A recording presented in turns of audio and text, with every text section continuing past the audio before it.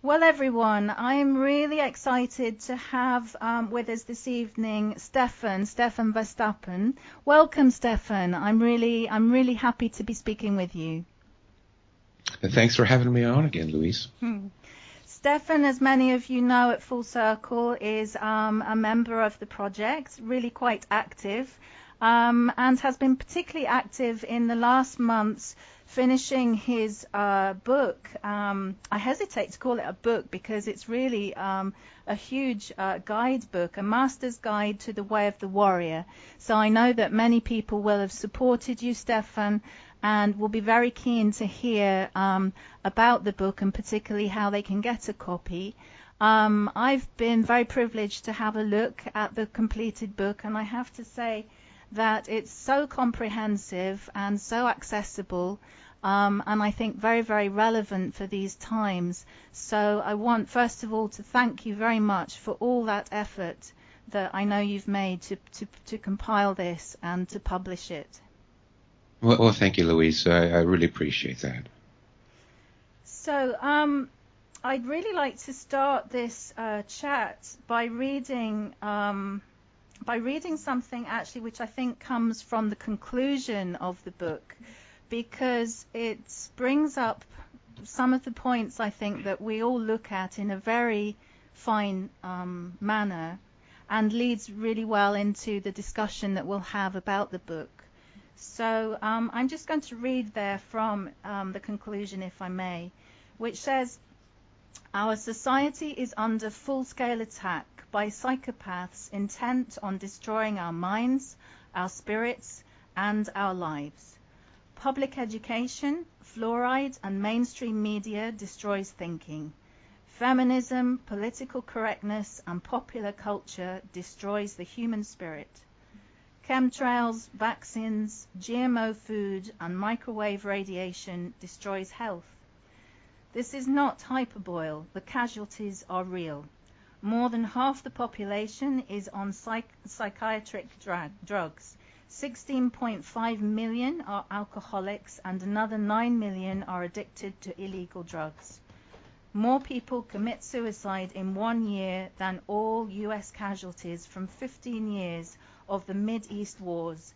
Add another 9 million deaths a year from cancer.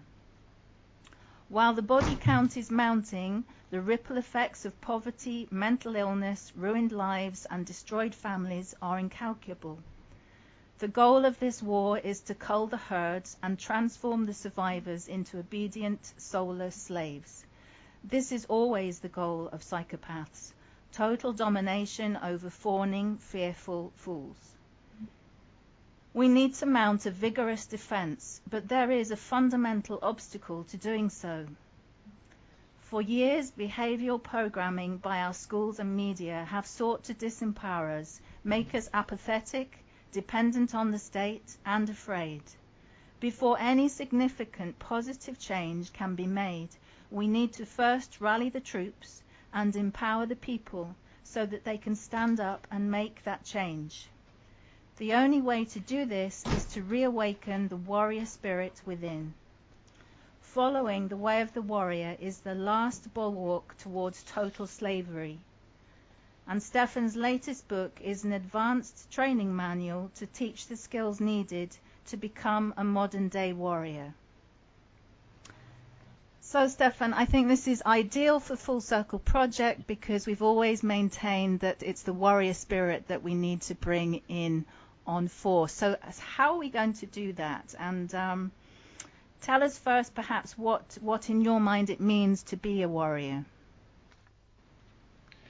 Well, to be a warrior is to follow a spiritual path. Now, when you say the way of the warrior, the whole term, the way, or the Tao, is an Eastern concept. Traditionally in the Western world, the warrior was sort of a tradesman. But when you say the way of the warrior, we're implying an Eastern philosophical slant on that. And the way implies that it is a spiritual path. Now, there are traditionally three spiritual paths that most of the philosophies can be divided into. And we can relate this to the yogic traditions. So there's the way of the body, or hatha yoga.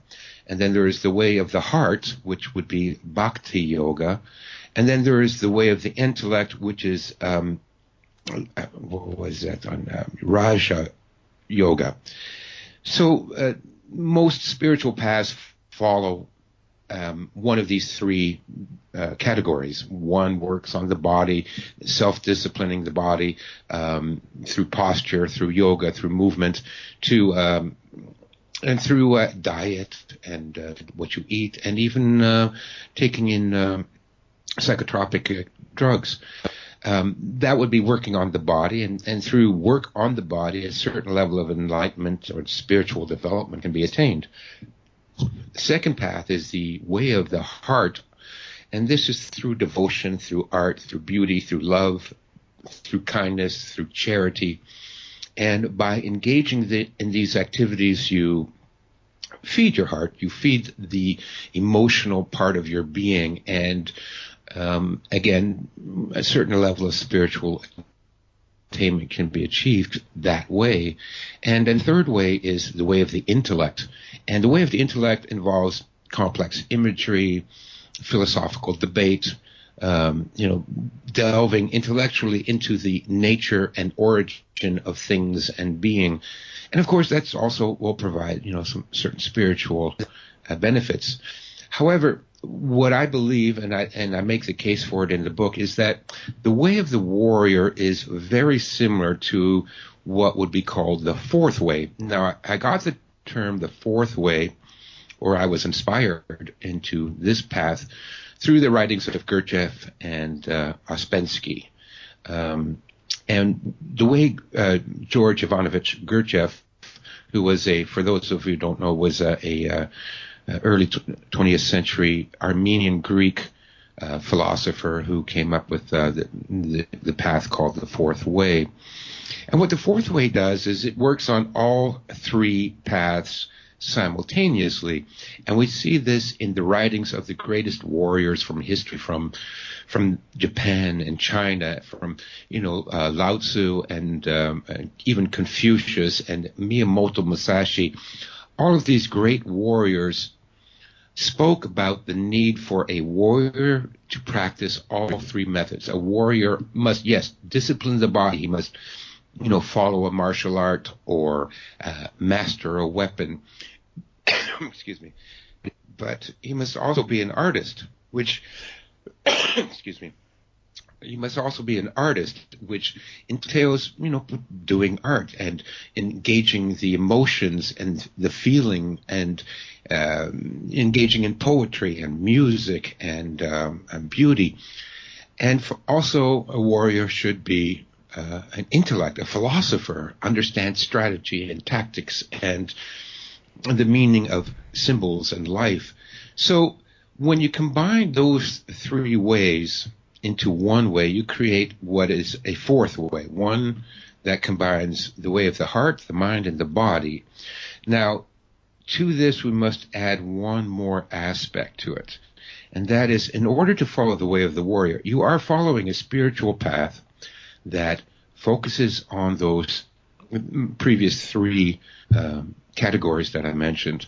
But in addition, you must also have courage and also be able to face the dark side of life. I'm thinking of the book Dune, where Paul Muad'Dib is, he must face he's the Quetzalcoatl Haderach, and he must face the dark side of his nature in order to become the great Messiah. Mm. And that's what a warrior has to do in a sense. And the dark side of life is, as we were discussing before the show, things like the psychopaths and the war that we are currently in right now. We are all under attack. Now, it's easy to say, well, look, just go into the woods and meditate and it won't affect you. But the thing is, we are under attack and it will affect you. So adding to your spiritual path, you must develop a certain type of courage and personal integrity that you can face the evil in this world and confront it and beat it down. Because unless we fight back, unless we have the tools to fight back, the future looks kind of grim. And this is the role that warriors have traditionally played throughout history. And I make the case in the traditions of the Shaolin Kung Fu and the Japanese warrior tradition is that warriors were the original anarchists.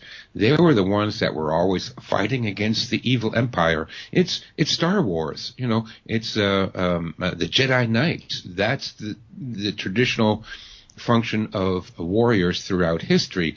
And the Jedi Knights have to face the evil emperor. So it is a spiritual path, but at the same time, we also need to develop some cojones, some courage, some, solid character skills so that we can face the evil and not be blown away by it. No, I like what you're saying, Stefan, and very much the idea that the soldier is also a tool of the state, as opposed to the warrior who is really the anarchist in its archetype with its the focus on morality as well. This is evidently something that we're losing. I'm not going to say lost, but that we're losing within society. So this seems the perfect set of guidelines really to bring us back on track. Does this mean that anyone can be a warrior, Stefan? Well, yes and no. I want to say that it's universal. Everybody can do it. What I can say is that everyone can benefit by adopting certain principles from the path of the warrior. But to be honest with you, Louise, not everybody can be a warrior. It's kind of tough, if you have a sensitive disposition or you have a deep insecurity, you can work through that, but the problem is that most people can't. They just can't. I don't know why. So to be truly a warrior, what I say is the ultimate distinction between the warrior's path and the other three spiritual paths is that a warrior must be able to face and overcome danger, whether that danger is taking a canoe trip for a week alone into the woods, whether that danger is kayaking, over in the ocean, whether that danger is, meeting somebody in a combat situation. The key principle is facing danger and overcoming it, overcoming your own fear. That is the key difference between a warrior and the other three paths. Now, anyone can benefit by taking principles from the warrior's tradition. And, what I would teach my students, I've been teaching martial arts for 30 years or something like that. And I always told them, there is no orthodoxy here. You do not have to mimic me. You do not have to learn the style of Stefan. No, everyone must make their own path. And I've always taught that. And the way to do that is take those principles and practices and tools that resonate with you, that you find an affinity for, incorporate those into your life, and then you make your own path. And so anyone can take parts of the Way of the Warrior, and many sections of the book are very useful for numerous spiritual practices. For example, my chapter on sensory enhancement techniques, I use that for teaching the blind. You can take principles from the book and principles from the Way of the Warrior, incorporate it into your own spiritual path. But ultimately, to be a warrior, you have to face danger, you have to face suffering, and you have to face the evil in the world. And not everyone can do that. Sure, I understand, but of course, many of us, I think, are being called to do just that. So, again, to have guidelines, principles, a code of conduct brought to our attention again in this way, I think, is vital. And that's why I feel your book is such an essential aspect of what we're learning here. And I don't know if you'd agree, Stefan, but the part that I read about that caught my eye about the Spanish medieval fencing schools, having I think it was a 5-year program, which obviously included the skills of fencing and fighting, but also mathematics, geometry, astronomy, philosophy, poetry, history. I mean, this just makes it makes for such a completely broad person and grounded person, someone that knows who they are, which is what we're always talking about again at Full Circle Project, is that all that we're confronting really begs us to ask who we really are. So again, I find it such a good guide, and I'd really like actually to see if we can't use this guidebook in a very practical way for those members on the site, so that it becomes a kind of curriculum, perhaps. I could see that developing into a manual, a training manual. So that would be something to consider. Yeah, what I'll do is, Lucius, I'll take some of the best excerpts from the book, and I'll put it in PDF form, and you can put it up on the website, and anyone can download it. So some sections of the book might not be practical for everybody. For example, sparring techniques and strategies.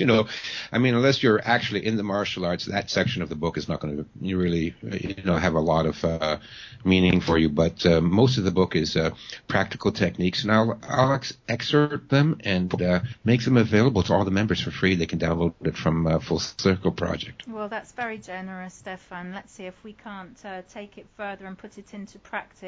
And I know that I'm going to mention at this stage as well that you're now busy completing yet another book, in addition to the others that you already have on the shelf, such as The Art of Urban Survival, which again I highly recommend as a practical handbook.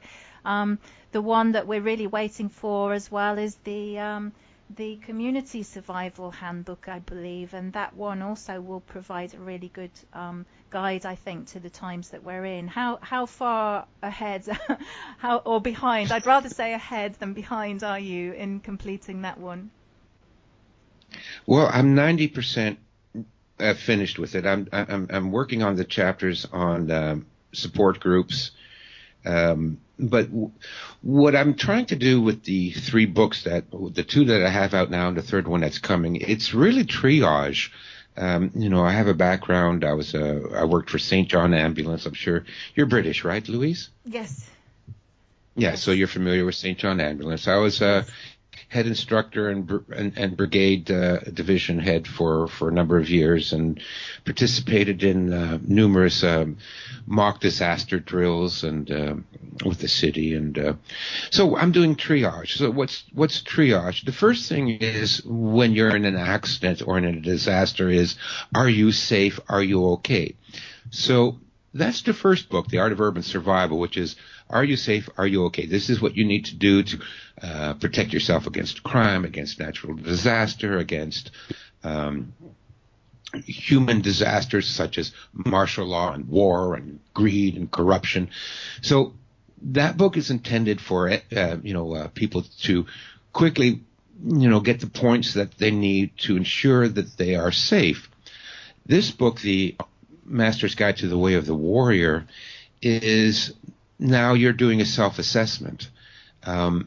You have to make yourself strong and healthy again, so that you can, fight the system and extricate yourself from the slavery that we are in. Try to get a little bit of freedom for yourself. And then the third book is going to focus on community. So the first step, make yourself safe. Second step, make yourself strong. The third step, build a community to support each other, to make the changes we need to make a better world. So the 3 books sort of work hand in hand in that way. And I didn't actually plan it that way, but I'm going on sort of like my gut instinct with it. And that's why I came out with this book next, because the most important thing, even before we start to build communities, is you have to build yourself up first.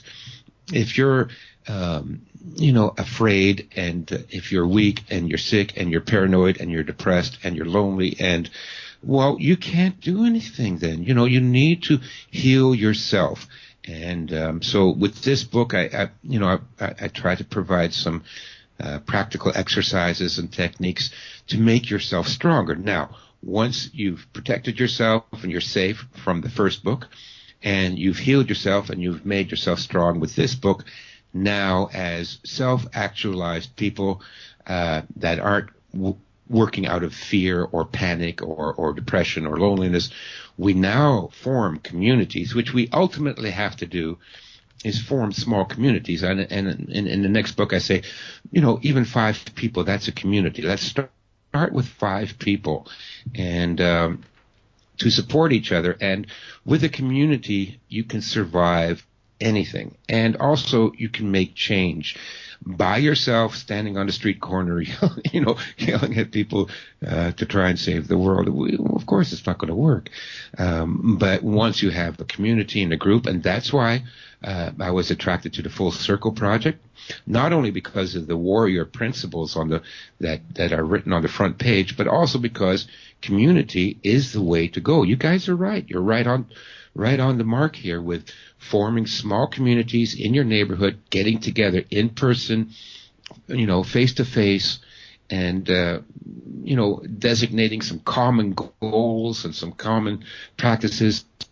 Unless we do that, we are doomed to a 1984 Brave New World scenario. So those are the 3 books, basically, my plan of action for saving the world. No, that's definitely equips as well. And I'm also thinking that even if we did it in reverse order, if we already have these small groups or cells of 5 people, of course this is the ideal material, I feel, to introduce to that group, not just to discuss but to actually practice, because you do have quite a lot of information there so that people can actually train in this discipline as well, don't you, Stefan?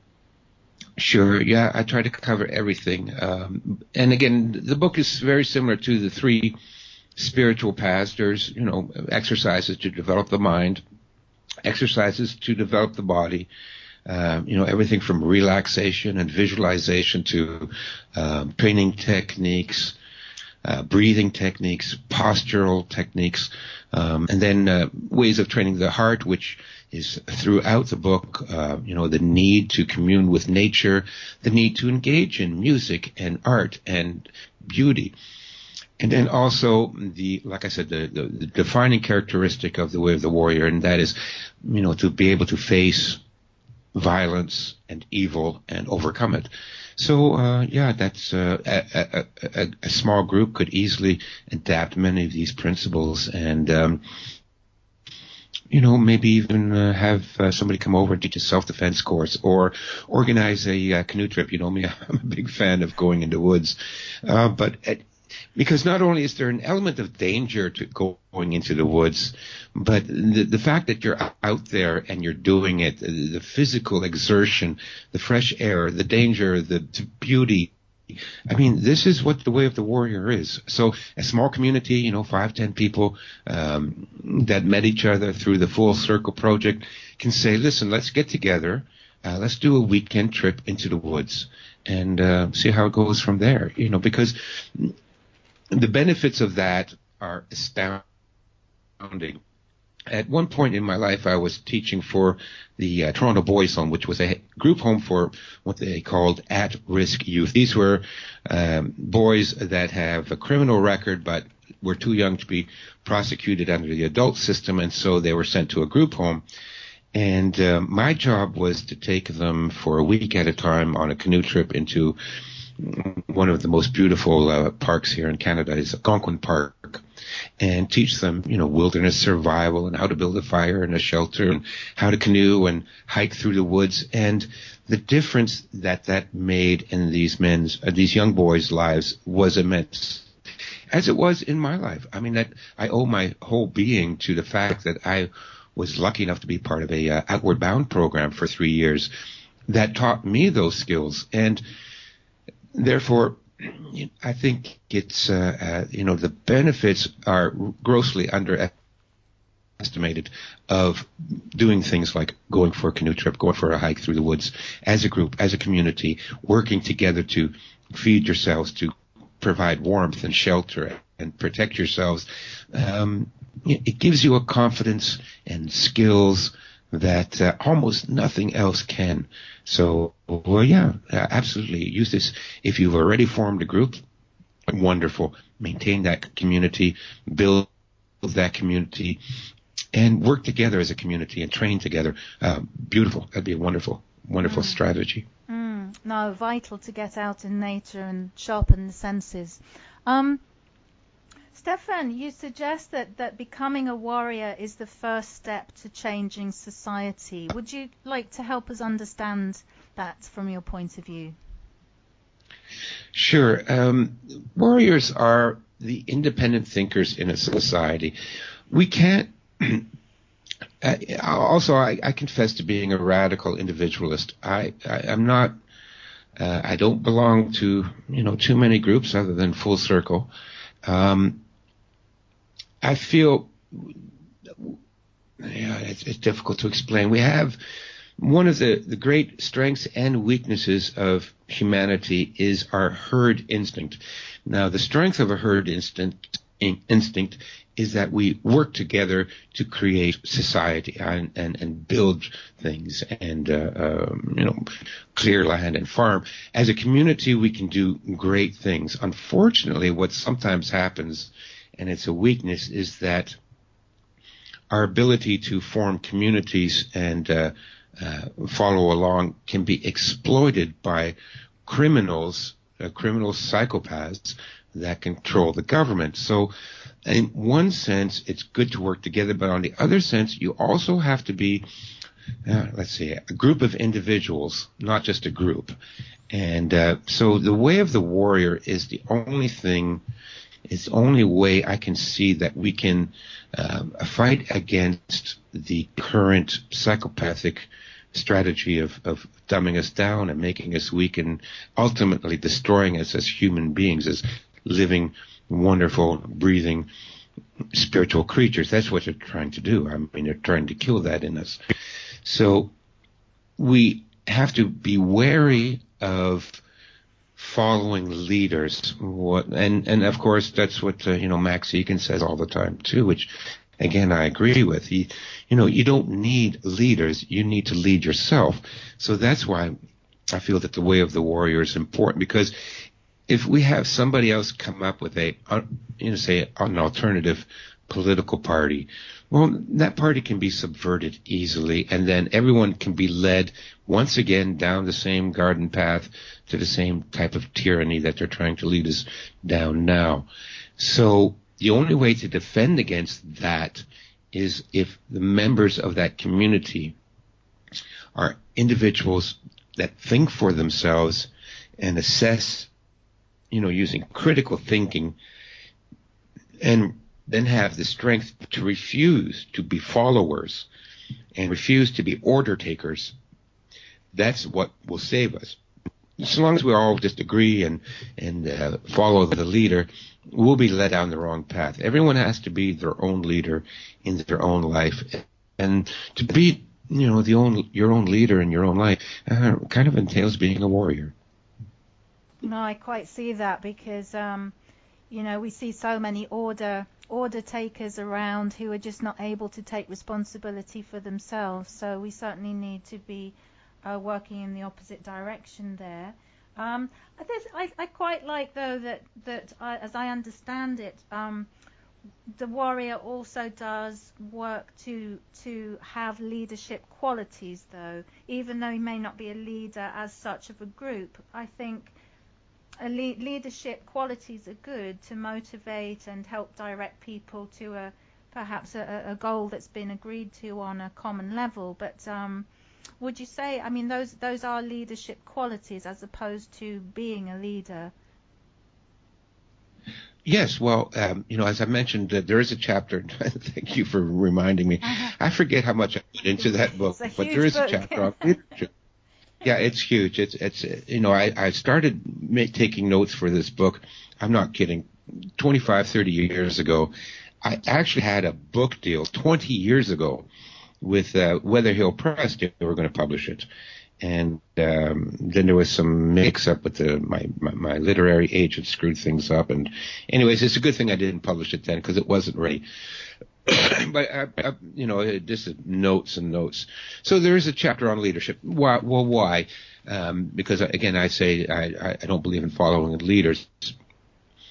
For two reasons. One, understanding good leadership enables you to judge the people that you are following, so that you can see if they're a good leader or not, and make the distinction between posers and frauds and those that are actually competent enough to take responsibility to lead a team or lead a group.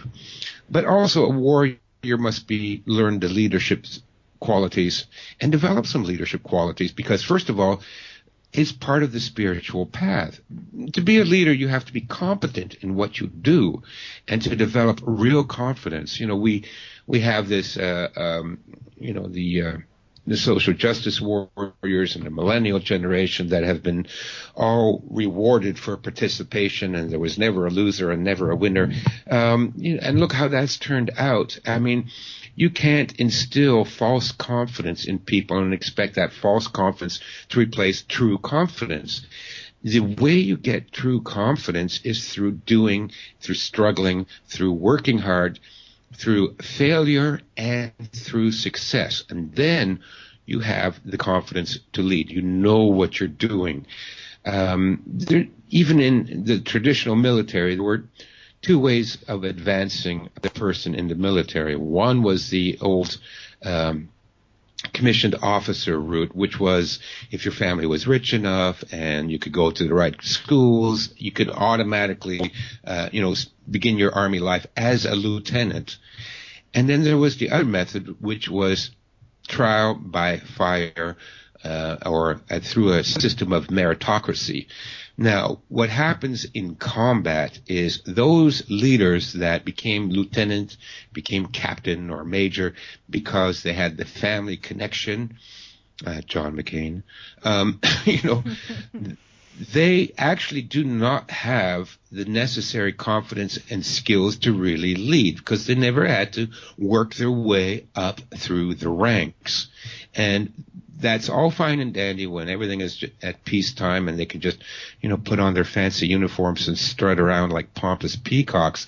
But put them in a combat situation and these guys will break down, and the people that follow them will immediately lose confidence in them. And when you don't have confidence in the leader, the whole unit just deteriorates and it's over. It's game over. They will all be captured or killed.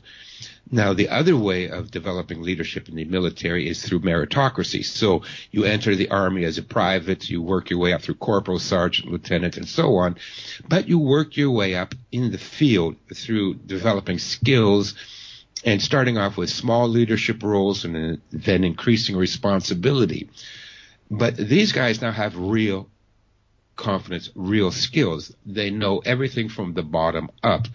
And then if you have these people in a combat situation, their men will have confidence in their leaders, and the leaders will be able to make the decisions to save their units and to save their men and to win the day. So we have that sort of now today too. We have everybody's a winner, everybody's, nobody's a loser, nobody has to really struggle and fail. We're all automatically gold stars and everybody gets a trophy. And well, the problem with that is, as we've seen in the military, we are at war now and these people cannot handle the situation. Look at the rioting in the United States because the liberals didn't win the election. They're stomping around like a bunch of spoiled brats that didn't get their way. I mean, this is what happens when nobody has to fight for confidence and develop real skills and real talents. They're just all automatically given this. They have this sense of entitlement and they run with it. But the minute they face real danger, real conflict, they break down into a bunch of crying, simpering, useless people, completely useless for any practical purpose. So that's why you need to learn leadership skills, because as I outline in the book, you start off with small skills and leadership opportunities, but you have to live it and you have to really develop it yourself. Once you have those leadership skills, now you can choose to, in certain situations, take on the leadership role in your community, in your group, in your church group, in your full circle group if you want, provided that people have confidence in you. They will be happy to follow you,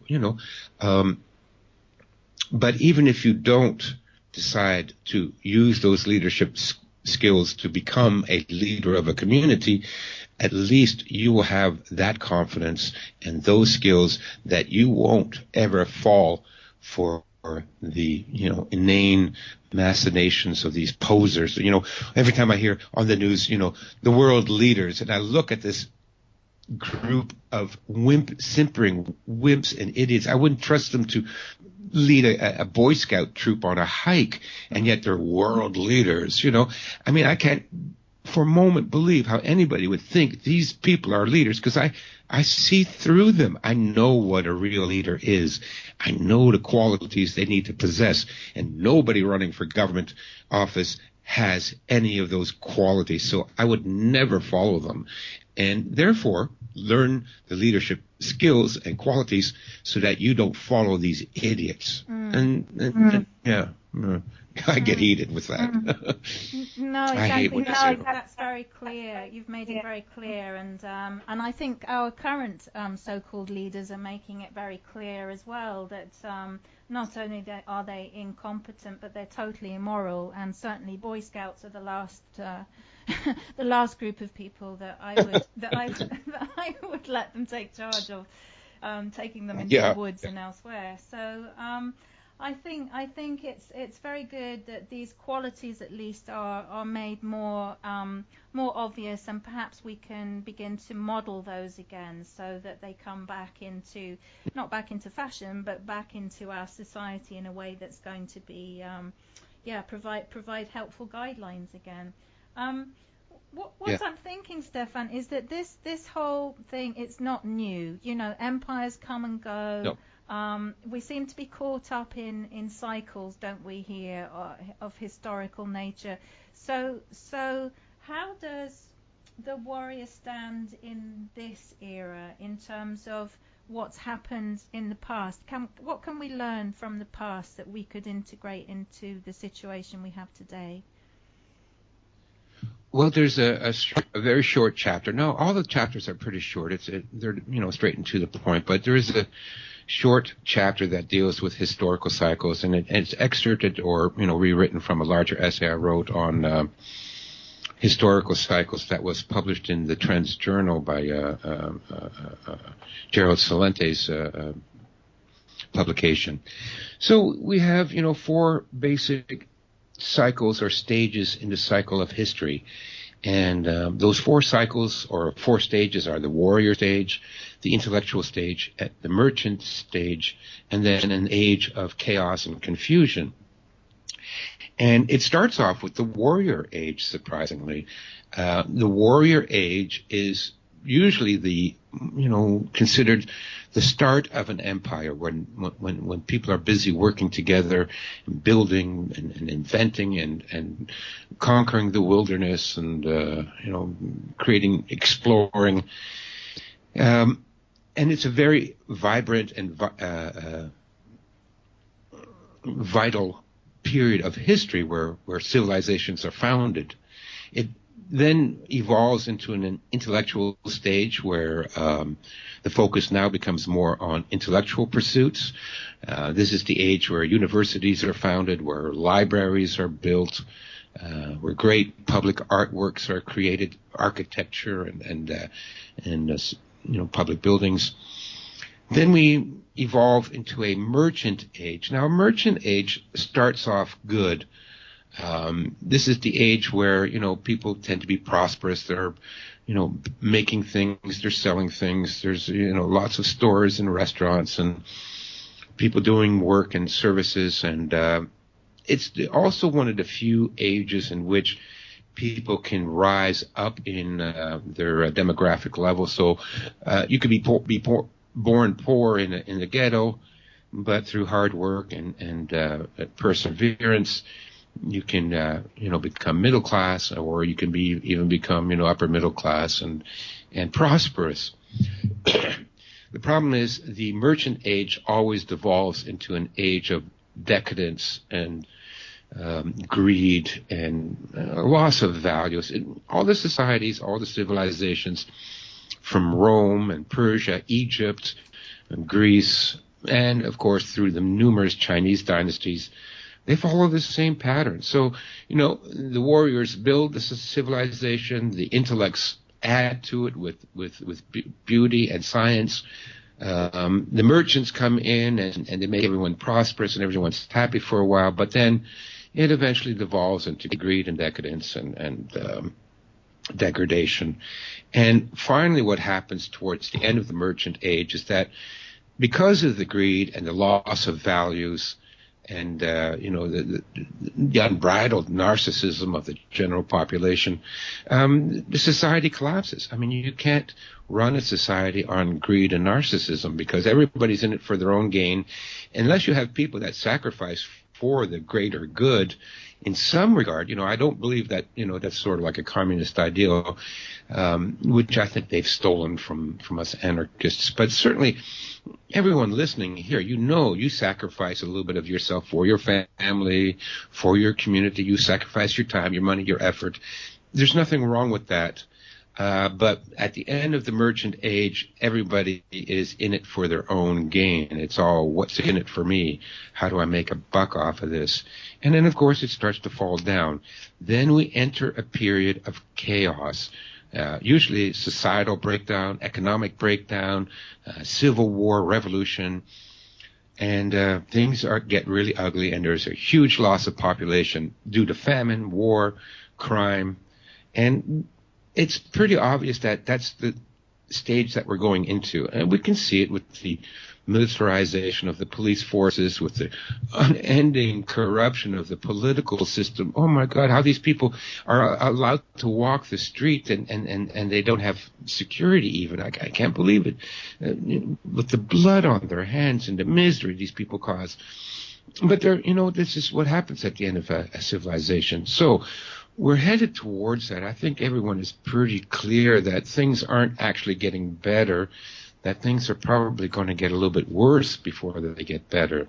They will get better. We'll eventually transition into another warrior age, and the new warrior age will, what Donald Trump said, drain the swamp. That's what the warrior age does. It drains the swamp. It cleans out all the disease and decadence of the previous age. But until that age comes, you need to be a warrior now, not only so that you will fit into the future age, but so that you will be able to survive the age of chaos. Because, things are going to get ugly. And you need the strength and the skills and the rational thinking and the courage to live through the hard times. And then once we're through that, you will be perfectly placed to lead the path to a brighter future. You make that sound very positive note there, because I think you're probably right in that we can't avoid the chaos. We don't seem to have been able to do that before. I mean, there may always be something that we haven't contemplated, of course, but I think better to face what seems inevitable as we look back in history now, and prepare, as you say, and also perhaps enjoy the preparation, because these are the challenges and so on that we have been lacking, that actually bring us back to the recognition of what we're made of, of who we are and what we're made of. Yeah. So let's sort of embrace the situation. We're here. We're here for that purpose, it seems. So I think we better do it, with a strong heart and a good heart. And I also just wanted to ask, if I may, something quite practical, because I know that a lot of people are often feel intimidated by addressing people that see themselves or that are seen in authority, even on a very sort of local level, if we're talking about community groups. At some point, they're going to have to speak to basically other people, but who are either psychopaths or have those tendencies. Are there attitudes or ways that we can develop that helps us overcome our kind of any fear that we may have there? What would you recommend? In my last book, The Art of Urban Survival, there was this chapter on defense against a psychopath, and also there's the YouTube video of the same name. And, at the end of the video, I recommend that the best way to deal with a psychopath is just to avoid them, to, basically run away. The reason for that is that psychopaths are, they're a different type of creature. And the average, decent, honest, hardworking person just doesn't have the strength of character to face them down. They just don't. They're powerful in that they have no empathy and that they have no qualms about cheating and being mean and backstabbing and manipulative and using every tool and trick in the book to poison you and undermine you. And so,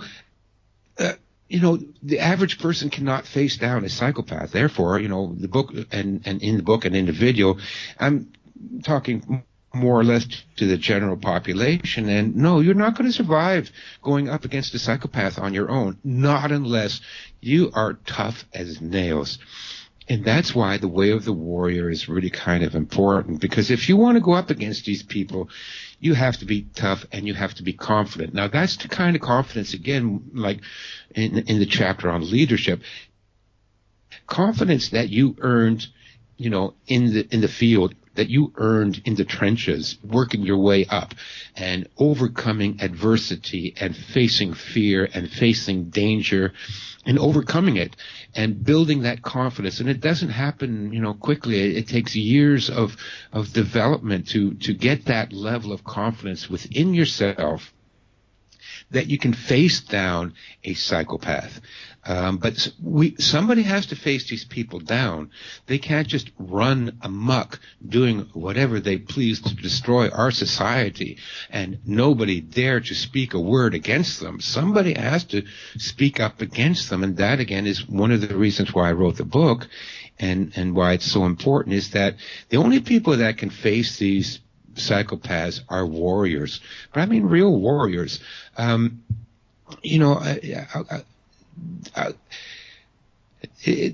Average people can't do that, and somebody has to do that. And the only person that can do that is, like I said, a warrior. I'll give you an example. I was sitting by the lake the other day, and I had 3 men walk past me, and they wanted a cigarette from me, and I said no.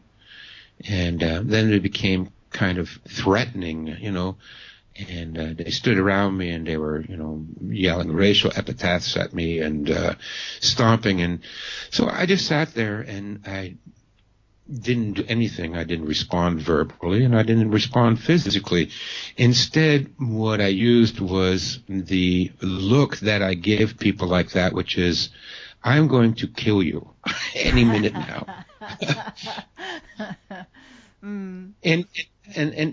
And they back off. It's hard to describe how this is. Like, for example, in the book I describe what goes on with intraspecies aggression. So we have what's called threat display behavior. We share this with all other animals on the planet. And that is when, 2 cats fight or 2 roosters fight or 2 dogs fight. They both put on this display of being big and meaner. The hair stands up on the back of the neck, and they bare their teeth and they bark and they hop around. And generally speaking, in interspecies conflict, whichever animal is more successful in appearing dangerous tends to win the conflict. It rarely comes to actual fighting. Usually the dog that growls the loudest, the other dog will just simply back down. So this is what happens in in human interactions too, especially aggressive interactions. People start to yell, they start to stomp their feet, they have a certain posture, they punch the air, they yell expletives. Okay, this is threat display behavior, and usually whoever looks biggest and meanest tends to win the argument, so to speak. But there is one thing that trumps threat display behavior, and that is the cool, calm knowledge that you can kill that person and without within 5 seconds. And you don't have to do threat display behavior. So what happens then is you exert dominance through non-display behavior. I know it's a bit of a contradiction, but it bears out, and I've run this by all my martial arts buddies and even the guys in the police department that I've trained, and including SWAT team members, and they'll tell you the same thing. It's not the guy that's jumping around yelling yippity yap and trying to make a big deal of himself. It's the guy that's cool and calm in that situation that is the most scary. So what I did with these gentlemen is I'm not making excuses of why I can't give you a cigarette, or I'm going to beat you up, or I'm going to do anything like that. No, I'm not going to do anything. I'm going to sit there nice and calm and quiet, and now you take 2 steps closer because you're dead. I will kill you. And I have the ability, and I have the motivation, and I have the intent to do that. That sends a subconscious signal. It's picked up, and, maybe it's ESP, maybe it's Sixth Sense, but to be honest with you, if you come across it, you will feel it. It's almost like chi, the mysterious energy. And so I never have to fight, and I never have to argue, because I am prepared at that point. I am prepared, and I have the skill and the ability and the confidence. I can kill you. So what do I need to jump around and do anything? I don't. That intent is enough to scare them off, and they all back down and they walked along their way. And this is the kind of intent you need with a psychopath, because a psychopath isn't afraid of your threat display behavior, because they've studied us. They know it's just a bunch of bluster. It's what we call saber rattling. You pull the sword out, you wave it around over your head, woo, woo, woo. You're hoping that you're scaring people off, but a psychopath isn't afraid of that, because they're not afraid. They don't have empathy and fear and those qualities that make them vulnerable to that type of a tactic. What will scare a psychopath, and even a psychopath will get it, is that calm, cool confidence that they have met their match. And you don't have to say anything, and you don't have to look like a big tough guy. I mean, it doesn't matter about your size. You don't have to be all buff and built and on steroids. You could be just a 5'2", quiet, soft-spoken man or woman. But if you have that intent, that inner strength, that will defeat the psychopath. But I don't know how to describe it to you. It only comes from training and from experience, and again, those leadership skills and working your way up through the trenches, so that the confidence you have in yourself and your ability to reason and think and react is built up over time. And once you have that, you don't need all the other, fancy stuff, the weapons, the looks, the gang signs, you don't need that. All you need is a cool, calm, what I call cold fire in your eyes, and that will intimidate the psychopaths. So not a lot of people know how to do this. It's difficult to describe, but the more people that have this ability, the better we are able to defeat the psychopaths. Well, I think you described that very well, Stefan, because I got some good images there of that sort of energetic transfer, and I think you also do describe the practices in your book. So we've got to develop the triple C skills, the cool, calm, confidence, which I think actually would be very interesting to do and very valuable, along with everything else in the book.